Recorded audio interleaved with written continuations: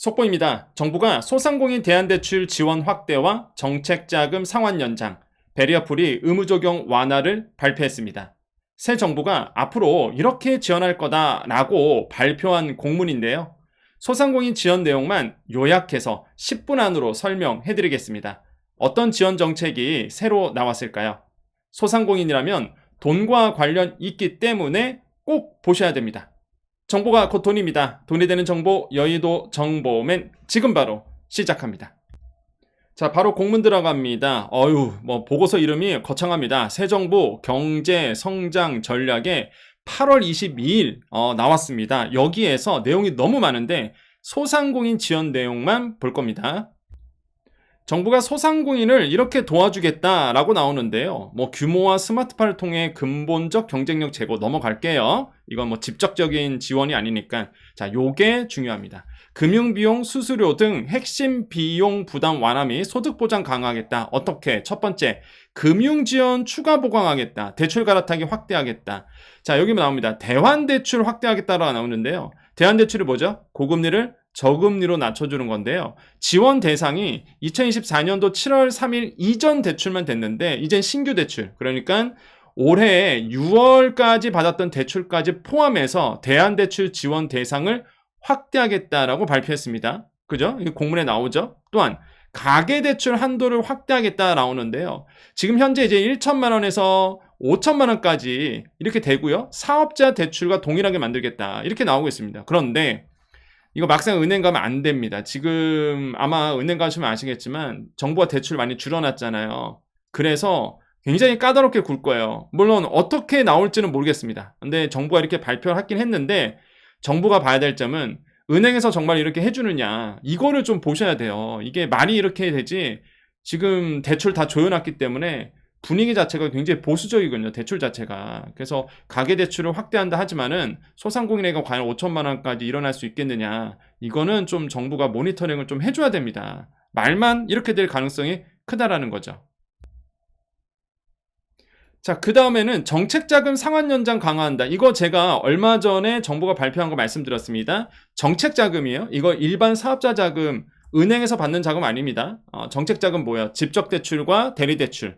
그래서 직접 대출 받는 거와 보증서 받아서 하는 거, 이 정책자금만 장기분할 상환 7년, 금리 감면 1%포인트 인하, 이 특례 지원한다. 이거는 얼마 전에 제가 말씀드렸습니다. 못 보신 분들은 다시 보셔야 돼요. 너무 중요한 내용이니까. 그 다음에 전환보증, 지신보, 지역신용보증재단 전환보증 규모를 총 8조 원까지 공급하겠다. 요거는 직접적으로 피부로 느끼지 못할 겁니다. 요거는 차차 27년까지 늘려가겠다는 거다 보니까 보증 늘려봤자 뭐합니까?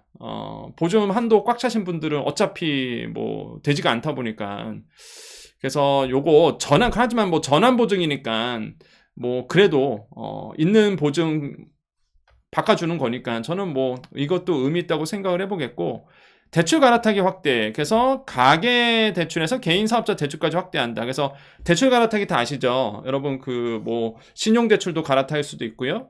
주택담보대출도 갈아탈 수 있는데 하여튼간에 대출 갈아타기가 있습니다. 이런 제도가 있는데 이 개인 사업자 대출까지도 확대하겠다는 부분. 이거는 굉장히 좀 환영할 만합니다. 그죠? 요거는 굉장히 환영할 만하다. 자, 수수료 내용이 나오네요. 아마 음식업 하시는 분들은 아시겠지만 식당 테크, 그러니까 뭐야? 키오스크랑 테이블 오더 이거 해제하려고 그러면 중도해지 위약금 되게 부담됩니다. 저는 솔직히 이게 너무 많다고 봐요. 예. 근데 이거를 부담을 좀 완화하겠다라고 지금 얘기를 하고 있어요. 그래서 요것도 알고 계셔야 됩니다. 이 중도해지 위약금 요것도 부담을 좀 완화시켜 주려고 정부가 지금 발표했구나. 그 다음에 무인 주문 기기 등에 대한 결제 대행 수수료 이것도 굉장히 높죠. 이걸 합리화 방안을 마련하겠다. 언제? 4분기에 4분기에 마련한다고 합니다. 이거 나오는데 착한 임대인 세액공제 해준다. 요거는 해당하신 분들만 해당할 것 같고요. 그 다음에 국유재산 사용료 감면. 그래서 국유재산에서 들어가서 지금 사업하신 분들 있죠. 장사하신 분들, 사용료 감면, 지원 연장이 된다고 합니다. 이런 분들한테는 굉장히 희소식이죠. 납세 부담, 그래서 면세 농산물에 같은 의제 매입 세액공제가 있죠. 우대 한도를 연장해 주겠다라고 이제는 얘기하고 있고요. 이거는 다 해당하신 분들만 이해가 가능한 겁니다. 어차피 면세 농산물 취급 안 하신 분들은 의제 매입 세액공제 얘기도 몰라요. 무슨 얘기인지 알 필요도 없고. 근데 면세 농산물 다루시는 분들 다 무슨 내용인지 아니까 이게 연장한다고 합니다.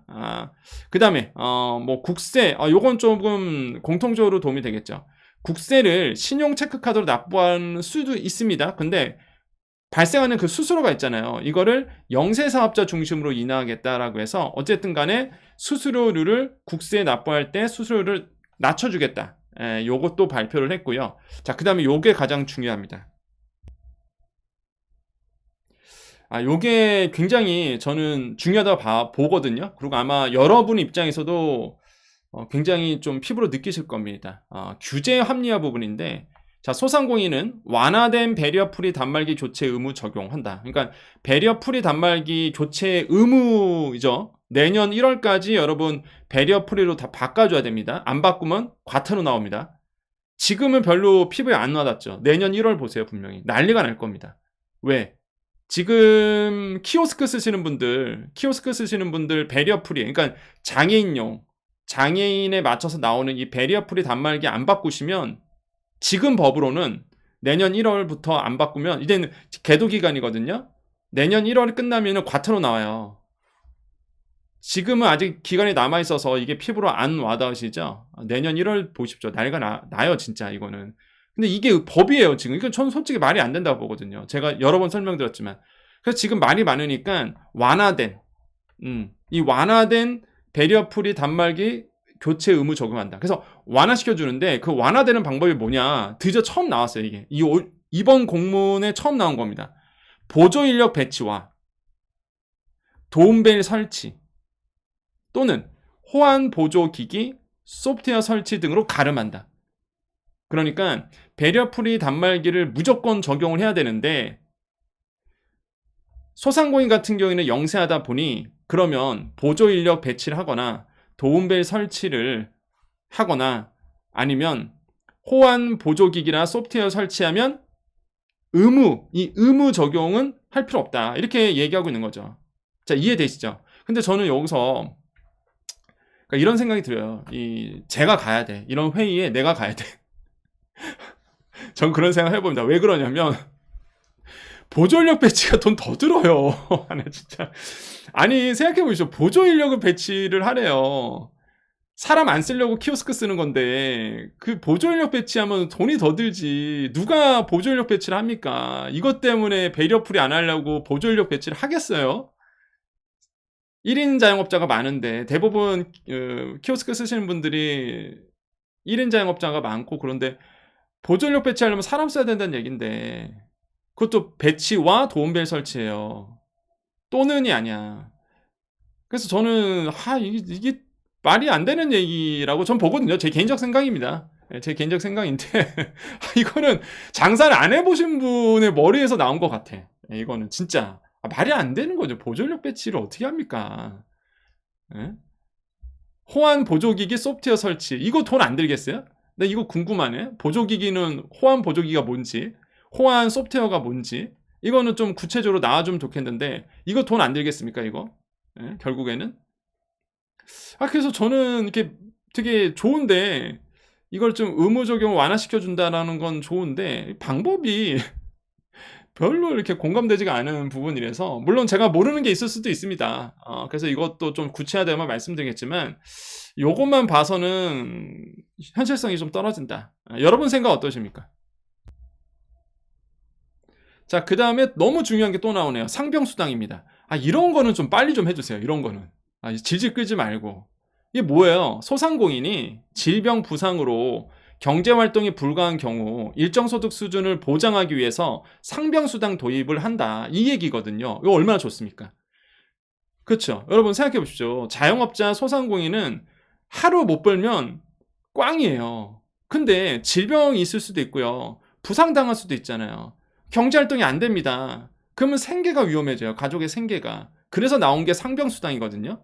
일정 소득 수준 보장을 위해서 상병수당을 이제 도입을 하는 거고, 근데 이게 말만 나오지 왜 자꾸 도입을 안 하냐 이거예요. 시범사업부 본제도 도입 검토한다는 거예요. 시범사업 빨리 좀 하고 본제도 도입 빨리 해서 이런 거는 빨리빨리 해서 소상공인 분들도 진짜 말 그대로 고용보험 드는 것처럼 질병부상 산재처럼 또 뭐 질병부상 당하면 일정 소득 좀 보장해 주는 거, 저는 이거 정말 필요하다. 여러분 생각 어떠십니까?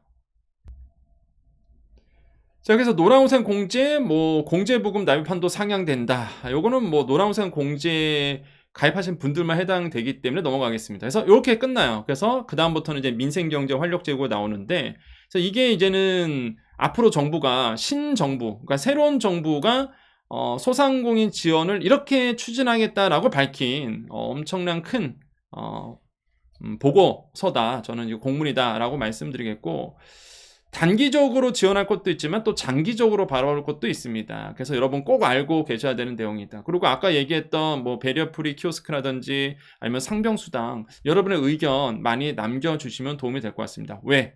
정책에 반영이 되니까요. 우리 여정관님들 남아 계십시오.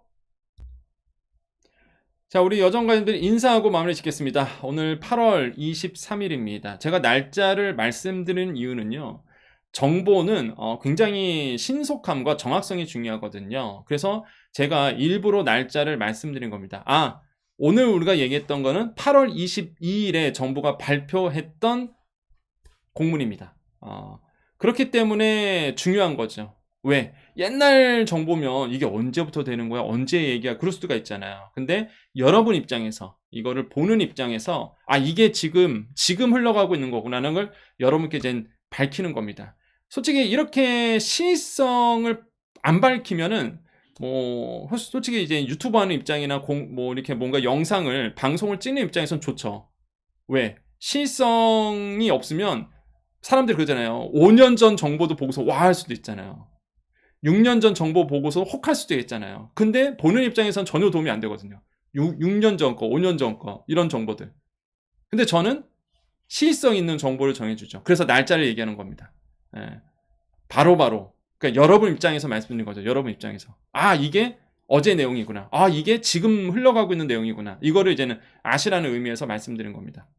그렇기 때문에 정확하다라는 거, 시의성이 있다라는 거, 그리고 얼굴을 드러내기 때문에 믿어도 되는구나, 이렇게 생각할 수 있겠죠.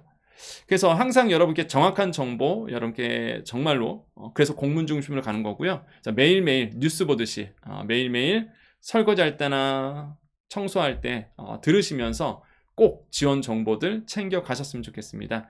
자, 오늘 토요일입니다. 여러분 어떻게 하루 보내고 계십니까?